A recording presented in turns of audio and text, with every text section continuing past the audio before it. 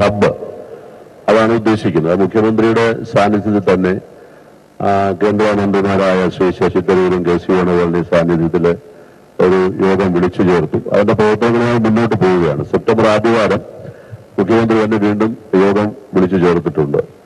കഴിഞ്ഞ ഒരാഴ്ചയ്ക്ക് മുമ്പ് വെച്ചിരുന്ന യോഗം ഇവിടെ പറഞ്ഞതുപോലെ അടിയന്തരമായി മുഖ്യമന്ത്രി ഡൽഹിയിൽ പോയതുകൊണ്ടാണ് മാറ്റിവെച്ചത്.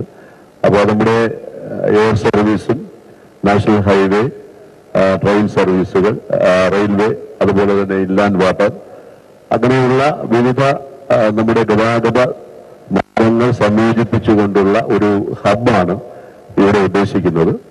അതോടൊപ്പം തന്നെ നമ്മുടെ എയർപോർട്ടുമായി ബന്ധപ്പെട്ടിട്ടുള്ള ഫ്ലൈറ്റ്സ് ആൻഡ് പാർട്ടിക്കിൾസ്, അതുപോലെയുള്ള എക്യുപ്മെന്റ്സ് നിർമ്മിക്കുന്നതിലേക്ക് വേണ്ടിയുള്ള ഇൻഡസ്ട്രീസും, ചെറുകിട ഇൻഡസ്ട്രീസും കൂടെ ആരംഭിക്കാൻ എത്ര പ്രോജക്റ്റ് അല്ലേ,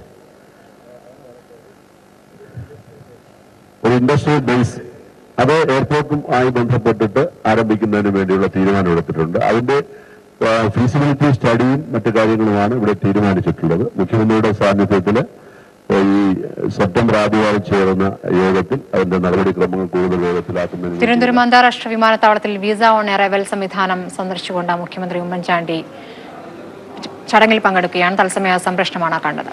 സംസ്ഥാനത്തെ സർക്കാർ ആശുപത്രികളിൽ ആരോഗ്യമായ സിവിൽ. മാതൃഭൂമി ന്യൂസ് അന്വേഷണം തുടരും.